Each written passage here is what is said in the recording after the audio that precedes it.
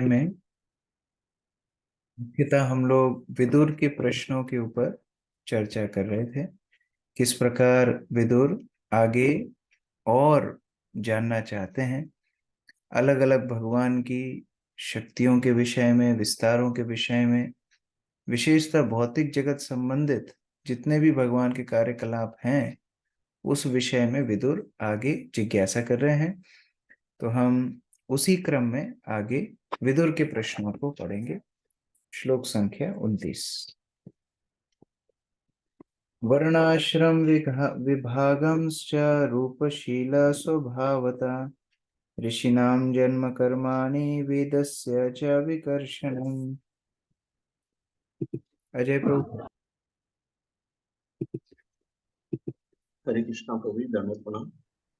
हे महर्षि, कृपया मानव समाज के वर्णों तथा आश्रमों के विभाजनों का वर्णन, उनके लक्षणों, स्वभाव तथा मानसिक संतुलन एवं इंद्रिय नियंत्रण के लक्षणों के अनुसार करें। कृपया महर्षियों के जन्म तथा वेदों के कोटि विभाजनों का भी वर्णन करें। हरे कृष्णा प्रभु, दंडवत। यहाँ पर अभी वर्णाश्रम व्यवस्था किस प्रकार होती है, किस प्रकार अलग अलग लोगों के साइकोफिजिकल नेचर, स्वभाव, मानसिक स्थिति, लक्षण इत्यादि के अनुसार उनको अलग अलग वर्णों में रखा जाता है, कैसे अलग अलग महान ऋषियों का जन्म और वेदों का विभाजन इत्यादि विषय में बताइए।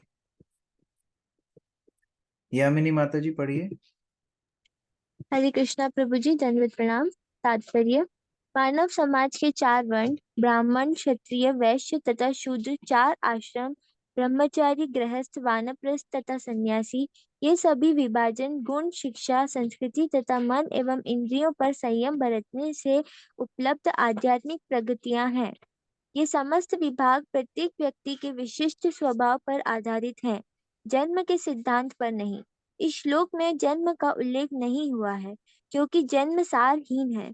इतिहास में विदुर शूद्राणी माता से उत्पन्न होने के लिए प्रसिद्ध हैं।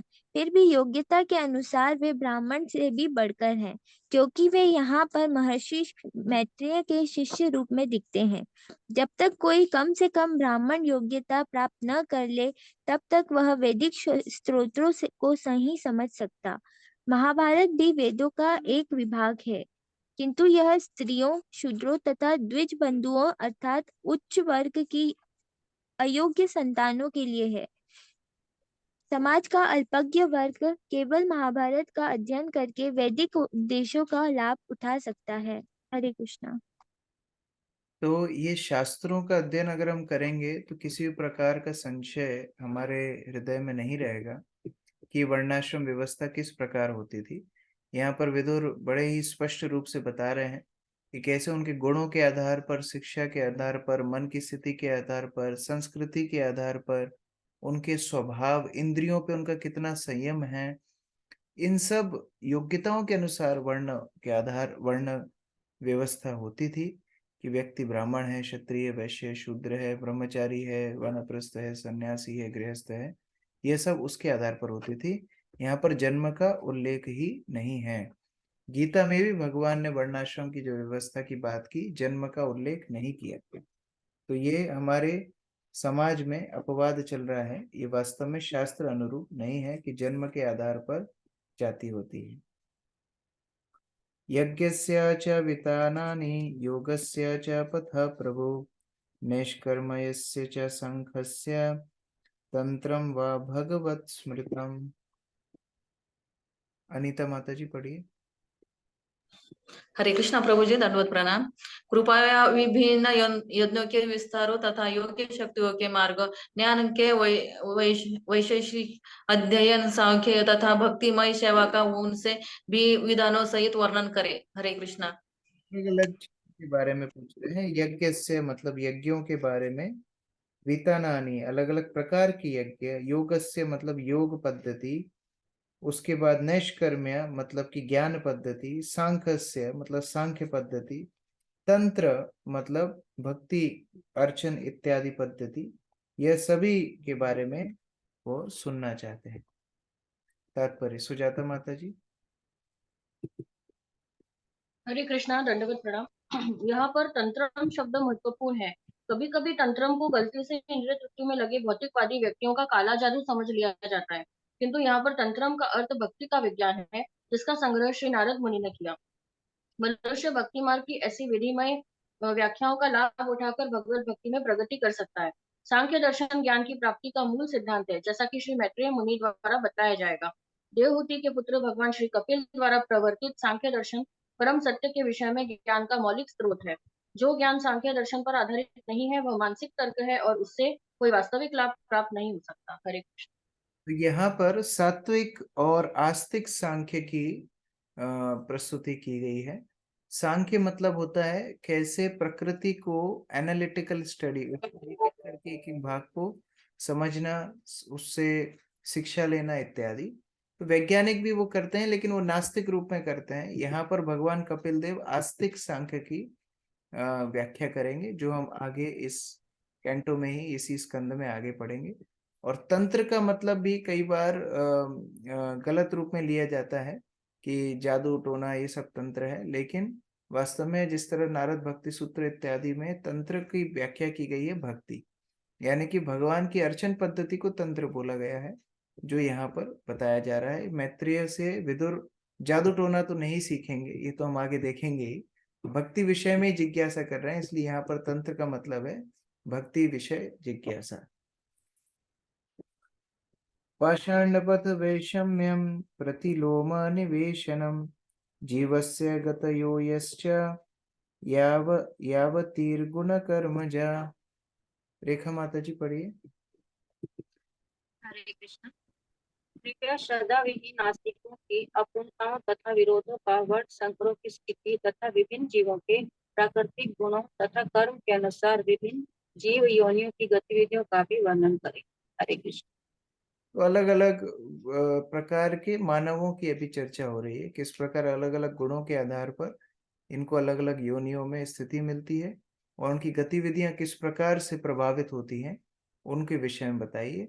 यहाँ पर क्रॉस ब्रीडिंग शब्द प्रभुपाद ने इंग्लिश में यूज किया है, प्रतिलोम, जिसका अर्थ है किस प्रकार अलग अलग गुणों के साथ जीव को अलग अलग योनियों में प्रवेश मिलता है। तो वह सब विदुर जानना चाहते हैं। राजीव प्रभु पढ़िए तात्पर्य। हरे कृष्ण भाई, धन्यवाद प्रणाम। प्रकृति के विभिन्न गुणों वाले जीवों के संयोग को वर्णशंकर या प्रतिलोम कहा जाता है। श्रद्धा विहीन नास्तिक लोग ईश्वर के अस्तित्व में विश्वास नहीं करते, अतएव उनके दर्शन के मार्ग परस्पर विरोधी होते हैं। नास्तिकतावादी दर्शन कभी भी एक दूसरे से मेल नहीं खाते। जीव की विभिन्न योनियां प्रकृति के गुणों के मिश्रण की विविधता के प्रमाण है। हरे कृष्ण। 3-4 लोग बैठ कर के तुक्का लगाएंगे अलग अलग, तो उनकी बातें कैसे मैच होंगी? अनुमान का कोई दिशा तो होती नहीं है, हर व्यक्ति अपने समझ के हिसाब से अनुमान लगाता है। तो इसलिए नास्तिकवादी दर्शन जो शास्त्र नहीं मानते हैं, भगवान के अस्तित्व को नहीं मानते हैं, कभी भी एक दूसरे से मेल नहीं खाते। अलग अलग वैज्ञानिक अलग अलग थ्योरी देंगे, अलग अलग योगी अलग अलग थ्योरी देंगे, लेकिन जो शास्त्र अनुरूप समझते हैं उनकी परिभाषा एक जैसी हमेशा निकलेगी कि कैसे जीवात्माओं का अस्तित्व होता है, कैसे वो अलग अलग योनियों में जाते हैं, किस प्रकार से उनकी गतिविधियां चलती हैं, यह सब विदुर जानना चाहते हैं।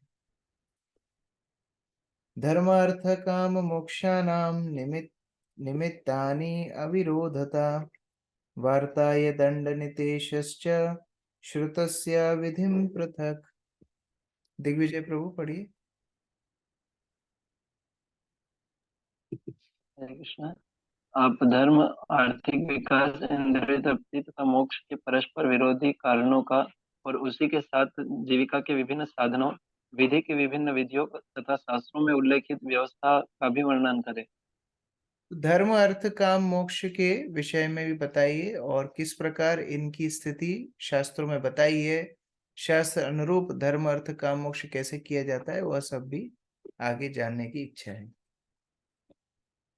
ये प्रश्नों का स्तर ही इतना ऊंचा है कि आगे का हम विषय वस्तु थोड़ा सा अनुमान लगा सकते हैं कि आगे किस तरह की उत्तर आने वाले हैं, क्योंकि प्रश्न जिस तरह है उसी तरह उत्तर भी आगे आएंगे। श्रद्धस्य च विधिं ब्रह्मन् पित्राणां सर्गमेव च ग्रह नक्षत्र ताराणाम कलावयाव संस्थितिम। मुकुल प्रभु पढ़िए। हरे कृष्णा प्रभु, दंडवत प्रणाम। कृपा करके पूर्वजों के श्राद्ध के विधि विधानों, पितृलोक की सृष्टि, ग्रहों नक्षत्रों तथा तारकों के काल विधान तथा उनकी अपनी अपनी स्थितियों के विषय में भी बतलाए। ये आकाश के विषय में पूछ रहे हैं, अलग अलग नक्षत्रों की स्थिति, पितृलोक की स्थिति और पूर्वजों के लिए किए गए श्राद्ध इत्यादि, उनका किस तरह से क्रम चलता है, कैसे उन तक श्राद्ध पहुंचता है, ये सब विषय भी विदुर जानना चाहते हैं। संजय प्रभु पढ़िए। हरे कृष्ण प्रभु जी, दंडवत प्रणाम। दिन रात तथा मास वर्ष की अवधियां विभिन्न ग्रहों, नक्षत्रों तथा तारकों में भिन्न भिन्न होती हैं। चंद्रमा तथा शुक्र जैसे उच्चतर ग्रहों में काल की प्रमाप पृथ्वी की अपेक्षा भिन्न होती है। कहा जाता है कि इस पृथ्वी ग्रह के 6 मास उच्चतर ग्रहों के एक दिन के तुल्य हैं।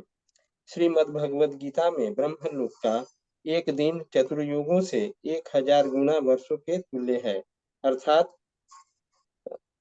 43 लाख वर्षों का 1000 गुना वर्ष। ब्रह्मलोक में मास तथा दिन उसी के अनुसार गिने जाते हैं। हरे कृष्ण। ये जब सारे सिद्धांत शास्त्र में पहले से दिए गए हैं, कौन सा ग्रह किस स्थिति में है, किस ऑर्बिट में चलता है, उसकी गति कितनी है, वहां पर समय की गणना क्या है, तो हम लोग बोलते हैं कि अरे ये सब काल्पनिक बातें हैं। और फिर जब कुछ वैज्ञानिक उसी बात को थोड़ा बहुत हद तक पता लगाते हैं तो उनको नोबेल पुरस्कार दिया जाता है। जैसे कल मैं एक रिपोर्ट देख रहा था जिसमें वैज्ञानिकों ने पता लगाया है कि जुपिटर और अन्य अन्य ग्रहों पर हीरों की बारिश होती है और कई ग्रह ऐसे हैं जहां लोहे की बारिश होती है। अब वो बात हम मान लेंगे, लेकिन यही हमारे शास्त्रों में आगे हम पंचम स्कंद में पढ़ेंगे कि कैसे सोना नदी से बहते हुए तट पर जम जाता है, कैसे बड़े बड़े वृक्षों से हीरे जवाहरात निकलते हैं इत्यादि। वो हम नहीं मानेंगे, वो हमको लगेगा कि नहीं ये काल्पनिक है। तो ये हमारी स्थिति है। हमारे शास्त्रों में वास्तव में सारा ज्ञान पहले से दिया हुआ है, लेकिन फिर भी हमारी श्रद्धा न होने के कारण हम उसके ऊपर विश्वास नहीं कर पाते हैं। श्लोक संख्या 34। दानस्य तपस्वो वापि यश्चेष्टा पूर्तयो फलम् प्रवासस्थस्य यो धर्मो यश्च पुंसा उतापदी। शकुन माता जी पढ़िए। हरे कृष्णा प्रभु जी, धन्यवाद प्रणाम। शिला प्रभुपाद की जय।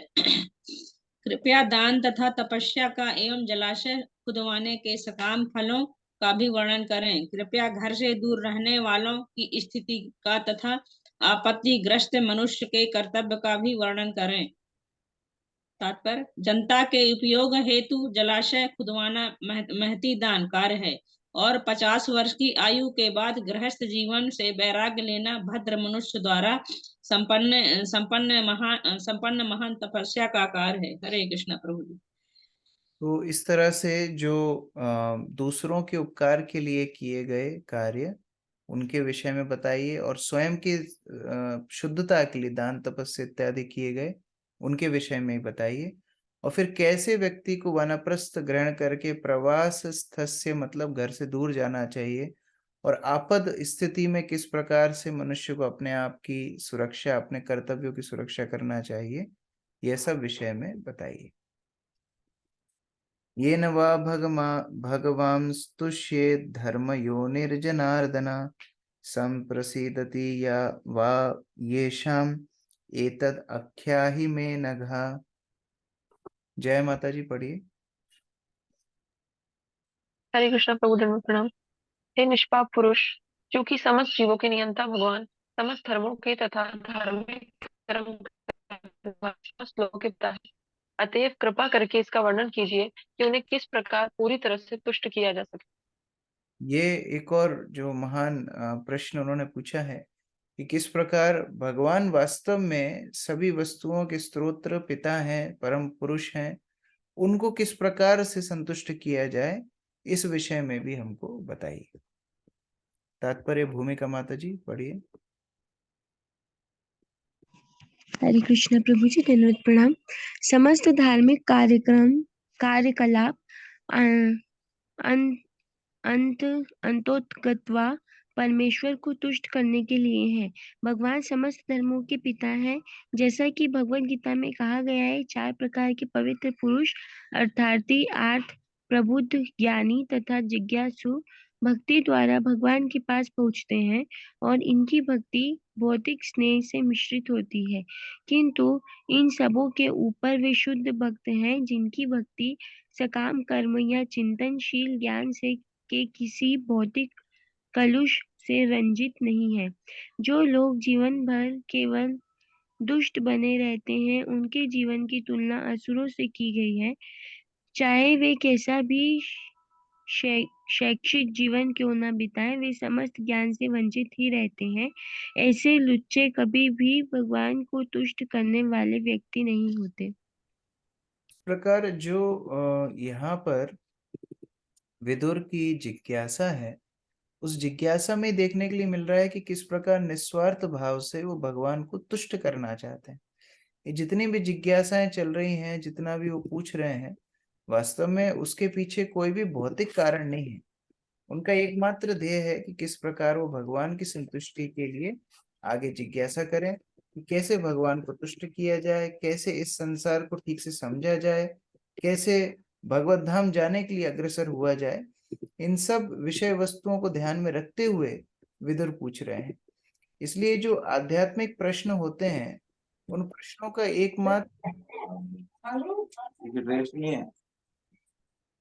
आध्यात्मिक प्रश्नों का एकमात्र ध्येय होना चाहिए कि किस प्रकार हम अपने आध्यात्मिक मार्ग में आगे बढ़ें और भगवान की संतुष्टि के लिए कार्य करें। तो इस प्रकार से यहाँ पर विदुर प्रश्न पूछना भी हमको सिखा रहे हैं। श्लोक संख्या 36। अनुव्रतानां शिष्यानां पुत्राणां च द्विजोत्तम अन्नपृष्ठम् अपि भ्रूयोर गुरावो दीनवत्सला। यमुना माता जी पढ़िए। हरे कृष्ण प्रभु जी, दंडवत प्रणाम। हे ब्राह्मण श्रेष्ठ, जो गुरुजन है वे दिनों पर अत्यंत कृपालु रहते हैं। वे अपने अनुयायियों, शिष्यों तथा पुत्रों के प्रति सदैव कृपालु होते हैं और उनके द्वारा बिना पूछे ही सारा ज्ञान प्रदान करते हैं। हरे कृष्ण। तो बता रहे हैं कि मैत्रेय मुनि, आप तो उस प्रकार ब्राह्मण हैं, वास्तव में आपको पूछने की भी आवश्यकता नहीं है, क्योंकि जो महान गुरुजन होते हैं वो तो जीव कल्याण के लिए स्वतः ही भ्रमण करते हैं, जिससे वो ईश चेतना में समाज को अग्रसर कर सके। तात्पर्य अर्चना माता जी पढ़िए। हरे कृष्ण प्रभु। प्रामाणिक गुरु से जानने योग्य अनेक विषय होते हैं। प्रामाणिक गुरु के लिए अनुयायी, शिष्य तथा पुत्र सभी एक समान स्तर पर होते हैं और वे उन पर सदैव कृपालु रहते हैं तथा उनके न पूछने पर भी वह सदैव उन्हें दिव्य विषयों के बारे में बताते रहते हैं। यही प्रामाणिक गुरु का स्वभाव है। विदुर ने श्री मैत्रेय मुनि से ऐसे विषयों के बारे में भी बताने हेतु अनुरोध किया जिन्हें उन्होंने उनसे न भी पूछा हो। हरे कृष्ण। देखिए, माता पिता जिस प्रकार बच्चों को प्रेम करते हैं, ऐसा नहीं है बच्चे जब पूछेंगे तभी वो बताएंगे कि ये गलत है, वो सही है। अपने आप ही प्रेम के द्वारा ही बताते हैं। तो विदुर मानव मैत्रेय को ये बोल रहे हैं, हमने तो प्रश्न पूछा है, लेकिन हमको नहीं मालूम कि और क्या पूछना है। तो आप जो हमारे भले के लिए है, जो हमारे आध्यात्मिक उन्नति के लिए है, जिससे हम भगवान को प्रसन्न कर सकें, वो भी आप हमको बता देना। तत्वानां भगवांस्तेषां कतिधा प्रतिशंक्रमा तत्रे माम का उपासीरन काउ स्विद अनुसेरते। पायल माता जी पढ़िए। हरे कृष्ण प्रभु जी, दंडवत प्रणाम।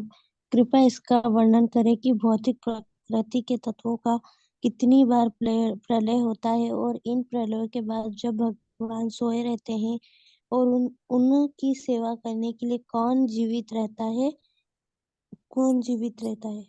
भगवान जब अपनी निद्रा में जाते हैं, जब आंशिक प्रलय पूर्ण प्रलय होता है, सारे तत्व कितनी बार विलीन होते हैं, कैसे बार बार प्रलय होता है, उनकी अवधि कितनी होती है, यह सब भी जानना चाहते हैं। बसंत प्रभु पढ़िए तात्पर्य। हरे कृष्ण प्रभु जी, दंडवत प्रणाम।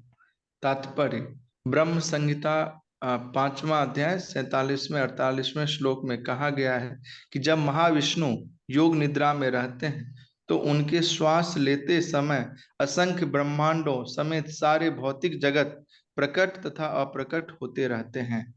यह कारणार्णव जले भजति अस्म योग निद्रामनंत जगदंड सरो रोमकूप आधार शक्तिम अवलंब्य परां स्वमूर्तिम गोविंदम आदि पुरुषम तमहं भजामि। यस्यैकनिश्वसित कालम अथावलंब्य जीवन्ति लोम विलजा जगदंडनाथ विष्णुर्महान स इह यस्य कला विशेषो गोविंदम आदि पुरुषम तमहं भजामि। गोविंद जो कि सर्वोच्च तथा पूर्ण पुरुषोत्तम भगवान श्री कृष्ण है,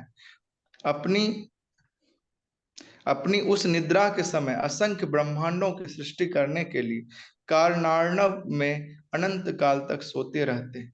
वे अपनी अंतरंगा शक्ति द्वारा जल में लेटे रहते हैं। मैं उन आदि भगवान की पूजा करता हूँ। उनके श्वास लेने से असंख्य ब्रह्मांडों का जन्म होता है और जब वे श्वास निकालते हैं तो समस्त ब्रह्मांडों के स्वामियों का संहार हो जाता है। भगवान का यह श्वास महाविष्णु कहलाता है और वे भगवान श्री कृष्ण के अंश होते हैं। मैं उन आदि भगवान गोविंद की पूजा करता हूँ। भौतिक जगत के प्रलय के पश्चात ना तो भगवान का ना कारणार्णव के पड़े उनके राज्य का विलय होता है, ना ही वहां के निवासी भगवान के संगियों का। भगवान के संगियों की संख्या उन जीवों से काफी अधिक है जिन्होंने भौतिक संगति के कारण भगवान को भुला दिया है। मूल भागवत के अहमेवा समेवाग्रे इत्यादि 4 श्लोकों में आए अहम शब्द के द्वारा की जाने वाली व्याख्या का यहाँ खंडन किया गया है। भगवान तथा उनके नित्य संगी प्रलय के बाद बचे रहते हैं। विदुर द्वारा ऐसे व्यक्तियों के विषय में प्रश्न किया जाना भगवान के समस्त साज सामान के अस्तित्व का स्पष्ट सूचक है। इसकी पुष्टि काशी खंड में हुई है, जिसका उद्धरण श्रील जीव गोस्वामी तथा श्रील विश्वनाथ चक्रवर्ती दोनों ने श्रील श्रीधर स्वामी का अनुसरण करते हुए दिया है। न च्यवन्ते हि यद्भक्ता महत्यां प्रलयापदि अतो अच्युतो अखिले लोके स एक सर्वगो अव्यय। संपूर्ण विराट जगत के प्रलय के बाद भी भगवत भक्त कभी भी अपना निजी अस्तित्व नहीं खोते। भगवान तथा उनके साथ रहने वाले भक्त इस जगत में तथा आध्यात्मिक जगत में सदैव शाश्वत हैं। हरे कृष्ण। भगवान, भक्त और भक्ति तीनों शाश्वत हैं, चाहे भौतिक संसार में हो आध्यात्मिक संसार में हो। तो विदुर का जो ये प्रश्न है कि प्रलय के बाद भगवान की सेवा कौन करता होगा, तो ये इसलिए पूछ रहे हैं क्योंकि कोई को लगेगा कि अरे भौतिक संसार के ऊपर भगवान निर्भर है। नहीं, भौतिक संसार का प्रलय हो जाएगा, लेकिन यहाँ से 3 गुना ज्यादा जीवात्मा है आध्यात्मिक संसार में, और वो जीवात्माएं भगवान की सेवा नित्य शाश्वत रूप से करती रहती हैं। पुरुषस्य च संस्थानं स्वरूपं व परस्य च ज्ञानं च नैगमं यत्तत् गुरु शिष्य प्रयोजनम। मुख्य गोपी माता जी पढ़िए।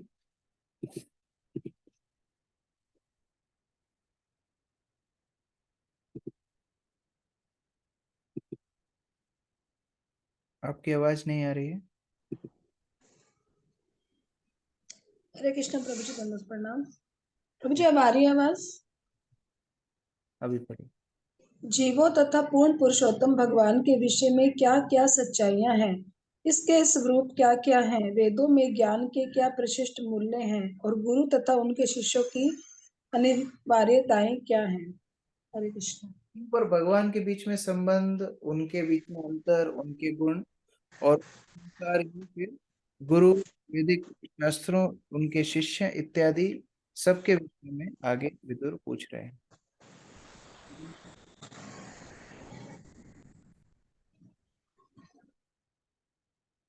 परमेश्वरी माता जी। हरे कृष्ण प्रभु जी, दंडवत प्रणाम। तात्पर्य: सारे जीव स्वाभाविक रूप से भगवान के दास हैं, और भगवान हर एक से सभी प्रकार की सेवाएं स्वीकार कर सकते हैं। यह स्पष्ट घोषणा की गई है भगवत गीता 5.29 कि भगवान सारे यज्ञों तथा तपस्याओं के लाभों के परम भोक्ता, समस्त व्यक्त वस्तुओं के स्वामी तथा सारे जीवों के मित्र हैं। यही उनकी असली पहचान है। अतएव जब जीव भगवान के इस परम स्वामित्व को स्वीकार करता है और उसी भाव से कार्य करता है तो वह अपने असली स्वरूप को धारण कर लेता है। जीव को ज्ञान के इस मानदंड तक ऊपर उठाने के लिए आध्यात्मिक संगति की आवश्यकता होती है। प्रामाणिक गुरु की इच्छा होती है कि उसके शिष्य भगवान की दिव्य सेवा करने की विधि जाने और शिष्य भी यह जानते हैं कि उन्हें किसी स्वरूप सिद्ध व्यक्ति से ईश्वर तथा जीव के नित्य संबंध के विषय में सीखना चाहिए। इस दिव्य ज्ञान का वितरण करने के लिए मनुष्य को वैदिक ज्ञान के प्रकाश के बल पर सांसारिक कार्यकलापों से अवकाश ले लेना चाहिए। इस श्लोक के सारे प्रश्नों का यही सार समाहार है। हरे कृष्णा। बाद इन दोनों प्रश्नों के बीच में संबंध बता रहे हैं कि जीव भगवान का दास है। ये प्रश्न तो विदुर पूछ ही रहे हैं कि जीव और भगवान के विषय में बताइए। फिर गुरु तत्व के बारे में क्यों पूछ रहे हैं? क्योंकि उस संबंध को जब हम खो देते हैं, गुरु की कृपा से पुनः वो दिव्य ज्ञान जागृत होता है। तो दोनों प्रश्न विदुर पूछ रहे हैं कि गुरु के कार्य बताइए शिष्य के ऊपर, और जीव और भगवान के बीच के संबंध को भी बताइए। निमित्तानि च तस्येह प्रोक्तानि अनघ सुरभिः स्वतो ज्ञानम कुतः पुंसाम भक्तिर्वैराग्यमेव वा। विनोद प्रभु पढ़िए। हरे कृष्णा प्रभु जी, दंडवत प्रणाम।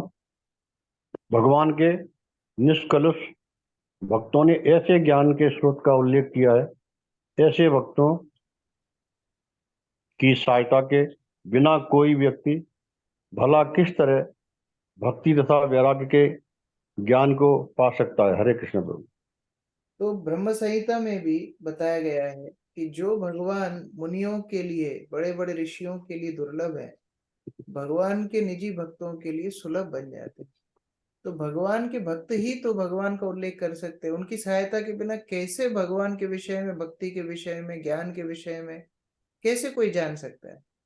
तो आप जैसे महान भक्त से ही तो हमको सुन करके समझ में आएगा, ऐसा विदुर मैत्रेय को बोल रहे हैं।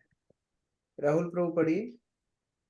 हरे कृष्ण प्रभु जी, दंडवत प्रणाम। तात्पर्य: ऐसे अनेक अनुभवहीन व्यक्ति है जो गुरु की सहायता के बिना आत्म साक्षात्कार के होने की बात कहते हैं। वे गुरु की आवश्यकता की निंदा करते हैं और इस सिद्धांत का प्रचार करके कि गुरु आवश्यक नहीं होता, उसके स्थान को स्वयं ग्रहण करने का प्रयास करते हैं। किंतु श्रीमद् भागवत इस दृष्टिकोण को मान्यता नहीं देता।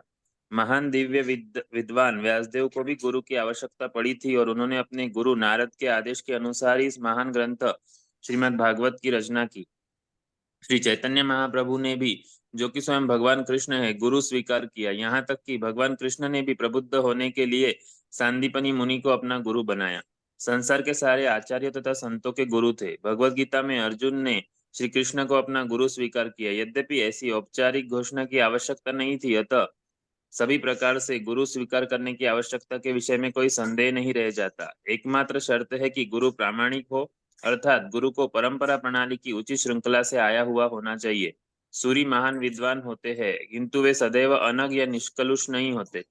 अनग सूरी वह है जो भगवान का शुद्ध भक्त होता है। जो भगवान के शुद्ध भक्त नहीं है या जो उनके समकक्ष बनना चाहते हैं, वे अनग सूरी नहीं है। शुद्ध भक्तों ने प्रामाणिक शास्त्रों के आधार पर ज्ञान के अनेक ग्रंथ लिखे हैं। श्री रूप गोस्वामी तथा उनके सहायकों ने श्री चैतन्य महाप्रभु के निर्देशानुसार भावी भक्तों के मार्गदर्शन हेतु विविध ग्रंथों की रचना की है। और जो कोई भी भगवान के शुद्ध भक्त के पद तक सच्चे मन से अपने को ऊपर ले जाना चाहता है, उसे इन ग्रंथों से लाभ उठाना चाहिए। हरे कृष्णा। में जो लोग बोलते हैं हमको गुरु की आवश्यकता नहीं है, वो अपने मन को गुरु बना रहे हैं, वो अपनी इंद्रियों को गुरु बना रहे हैं, वो अपने आप के ऊपर ज्यादा भरोसा कर रहे हैं भगवान के भक्तों से। तो हम इस अशुद्ध चेतना, अनसंतुलित मन को लेकर के कैसे आध्यात्मिक प्रगति करेंगे? तो इसलिए गुरु के शास्त्रों का अध्ययन करना, उनके बताए हुए अनुभव और मार्गदर्शन के अनुसार आगे चलना, इसी के द्वारा फिर भगवान की अनुभूति संभव है। श्लोक संख्या 40। गीतान् मे पृच्छता प्रश्नान् हरे कर्मा विवित्सया ब्रूहि मे मित्रत्वात् अजाया नष्ट चक्षुषा। युगल प्रिय माता जी पढ़िए। हरे कृष्णा प्रभु जी, दंडवत प्रणाम। हे मुनि, मैंने आपके समक्ष इन सारे प्रश्नों को अर्थात पूर्ण पुरुषोत्तम भगवान हरि की लीलाओं को जानने के उद्देश्य से ही रखा है। आप सबों के मित्र हैं, अतएव कृपा करके उन सबों के लाभार्थ जिनकी दृष्टि नष्ट हो चुकी है उनका वर्णन करें। हरे कृष्ण। तो मैं जितना समझ पाया, जितना जानने की इच्छा कर पाई, उतना मैंने आपके सामने रखा। और आप क्योंकि सबके हितैषी हैं, सभी के सुहृद हैं, मित्र हैं, आप सभी के लाभार्थ के लिए, सभी की भलाई के लिए इन प्रश्नों का उत्तर करें। तात्पर्य हरिप्रिय माता जी पढ़िए। हरे कृष्ण प्रभु जी, दंडवत प्रणाम। विदुर ने भगवान की प्रेमा भक्ति के सिद्धांतों को समझने के उद्देश्य से नाना प्रकार के प्रश्न पूछे, जैसा कि भगवद गीता 241 में वर्णन हुआ है। भगवान की भक्ति अनन्य है और भक्त का मन अनिश्चितताओं की अनेक शाखाओं की ओर नहीं मुड़ता।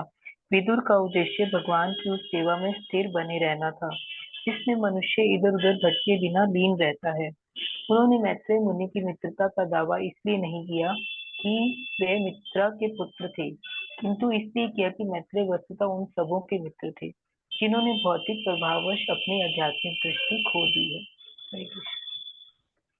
तो ऐसा नहीं है कि मैत्रेय मुनि के साथ उनका कोई पारिवारिक संबंध हो, कोई विशेष या कोई लाभ की आकांक्षा से मैत्रेय मुनि उनके पास बैठे हो, नहीं। ऐसे भक्त तो समग्र मानव जाति के कल्याण के लिए कृष्ण कथा बोलते हैं, तो उनके पास जाकर के उनको अपना हितैषी मान करके श्रवण करना चाहिए कि मेरे भलाई के लिए भक्त लोग मुझे कृष्ण कथा सुना रहे हैं। इस भावना से कृष्ण कथा को ग्रहण करना चाहिए। सर्वे वेदाश्च यज्ञश्च तपो दानानि च नगा जीवभ्यः प्रदानस्य न कुर्वीरन् कलामपि। दिग्विजय प्रभु पढ़िए। अच्छा, हे अनग, इन सारे प्रश्नों के आपके द्वारा दिए जाने वाले उत्तर समस्त भौतिक कष्टों से मुक्ति दिला सकेंगे। ऐसा दान समस्त वैदिक दानों, यज्ञों, तपस्याओं इत्यादि से बढ़कर है। अनग का शब्द होता है जो पाप मुक्त हो, जो निष्पाप हो, और जो निष्पाप है वही कृष्ण कथा बोल सकता है। और कृष्ण कथा के अंदर ये शक्ति है कि हमारी अविद्या से हमको मुक्त करा करके हमको भी निष्पाप बना सकती है। तो ऐसे निष्पाप शुद्ध भक्तों से, अनग भक्तों से श्रवण करना चाहिए, जिससे हमारा हृदय भी शुद्ध हो और भौतिक कल्मशों से हम भी मुक्त हो। ऐसी कृष्ण कथा का दान वास्तव में सारे वैदिक दान, यज्ञ, तपस्याओं से बढ़कर है, ऐसा विदुर बता रहे हैं। तात्पर्य आयुष प्रभु पढ़िए। हरे कृष्ण प्रभु जी, दंडवत प्रणाम। सबसे बड़ा दान है सामान्य जनों को संसार की चिंताओं से मुक्ति दिलाना। ऐसा केवल भगवान की भक्ति में सेवा संपन्न करने से ही हो सकता है। ऐसा ज्ञान अनुपमय है। वेदों के ज्ञान का अनुशीलन करना, यज्ञ करना तथा दान देना, ये सभी मिलकर भक्ति से प्राप्त होने वाली तथा संसार की पीड़ा से मिलने वाली शांति के एक अंश के भी तुल्य नहीं है। मैत्रेय के दान से न केवल विदुर लाभान्वित होंगे, अपितु वसुधामयी प्रकृति के कारण यह दान सभी कालों में अन्य सबों का उद्धार करेगा। इस तरह मैत्रेय अमर है। हरे कृष्ण। तो छोटे मोटे हम दान करते हैं, दक्षिणा करते हैं, तपस्या करते हैं, यज्ञ करते हैं, वो तो क्षणिक लाभ दे सकते हैं, लेकिन कृष्ण कथा का दान वास्तव में अमर दान है, अमृत दान है, जिससे जीवात्मा अपनी भौतिक कलमश से मुक्त होकर के भगवान के धाम चला जाए। इससे बड़ा और क्या मदद हम किसी को दे सकते हैं। तो यही आकांक्षा विदुर कर रहे हैं कि आप वास्तव में मुझे कृष्ण कथा, कृष्ण कृपा का दान दीजिए। श्री शुक उवाच। अभी विदुर अपने प्रश्न पूर्ण कर चुके हैं। सुखदेव गोस्वामी आगे बोल रहे हैं। साइत्थमपृष्ठ पुराण कल्प कुरु प्रधानेन मुनि प्रधान प्रवृद्ध हर्षो भगवत कथायाम संचोदितस्तं प्रहसन्नैवाह। कैलाश प्रभु पढ़िए।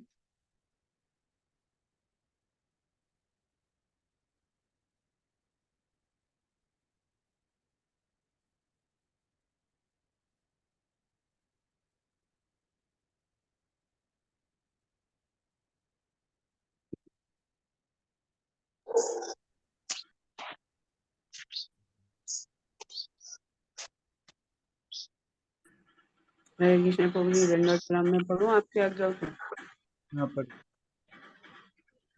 श्री सुखदेव गोस्वामी ने कहा, इस तरह से मुनियों में प्रधान जो भगवान विषय कथाओं का वर्णन करने के लिए सदैव उत्साहित रहते थे, विदुर द्वारा इस तरह प्रेरित किए जाने पर पुराणों की विवरणात्मक व्याख्या का बखान करने लगे।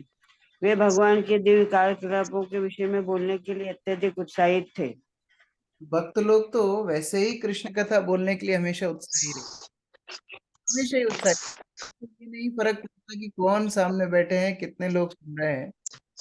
मैं सुन रहा था श्री श्रीमद राधानाथ स्वामी महाराज नित्यानंद त्रयोदशी पे कलकत्ता मंदिर में थे और 2 घंटा प्रवचन दिए। 2 घंटा का प्रवचन दिए नित्यानंद त्रयोदशी के ऊपर। उसके बाद कलकत्ता से मायापुर ड्राइव करके गए, तो वहां पर मीटिंग्स थी अगले दिन से। तो शाम के समय मंदिर में दर्शन करने के लिए गए नित्यानंद त्रयोदशी के दिन, तो उनको जननिवास प्रभु उनके गुरु भ्राता मिले। जननिवास प्रभु ने महाराज को बोला, महाराज मेरी तो इच्छा थी कि मैं कलकत्ता आऊं, आपका प्रवचन सुनूं, लेकिन मैं सुन नहीं पाया। मेरा दुर्भाग्य है, मेरी यहाँ सेवा थी, मैं आपका प्रवचन नहीं सुन पाया। बोले ठीक है, आपको हम 5 मिनट में जो हमने कलकत्ता में बोला था वो हम यहाँ पर ही सुना देते हैं। जब महाराज ने उनके साथ बोलना शुरू किया तो 2 घंटा फिर से प्रवचन दिया, एज इट इज जो कलकत्ता में दिया था 2 घंटा फिर से बोल के सुनाया। ऐसा नहीं कि आप रिकॉर्डिंग सुन लो अभी, ऐसा नहीं। जो वहां बोले थे 2 घंटा, फिर 2 घंटा मायापुर में आकर के बोले। तो भक्त लोग तो कृष्ण कथा बोलने के लिए वैसे ही उत्साहित रहते हैं, और अगर कोई ऐसा उत्साही श्रोता मिल जाए, पूछने वाला मिल जाए, तो उनका उत्साह और बढ़ जाता है। तो मैत्री जैसे मुनि तो वैसे ही कृष्ण कथा सुनाना चाहते हैं, लेकिन अभी विदुर जैसा श्रोता मिल गया तो उनका उत्साह और अत्यधिक बढ़ गया। तात्पर्य, मैत्रेय मुनि जैसे महान विद्वान मुनिगण भगवान के दिव्य कार्यकलापों का वर्णन करने के लिए सदैव अत्यधिक उत्साहित रहते हैं। इस तरह बोले जाने के लिए विदुर द्वारा आमंत्रित किए जाने पर मैत्रेय मुनि हंसते से प्रतीत हुए, क्योंकि उन्हें वास्तव में दिव्य आनंद की अनुभूति हुई। इस प्रकार श्री भागवत के तृतीय स्कंद के अंतर्गत विदुर द्वारा अन्य प्रश्न नामक 7वें अध्याय के भक्ति वेदांत तात्पर्य पूर्ण हुए। श्रील प्रभुपाद की जय। ग्रंथराज श्रीमद् भागवतम की जय। हरे कृष्ण। कल हम लोग 8वां अध्याय शुरू करेंगे और विदुर के द्वारा किए गए प्रश्नों के उत्तर मैत्रेय मुनि आगे बताएंगे। हरे कृष्ण।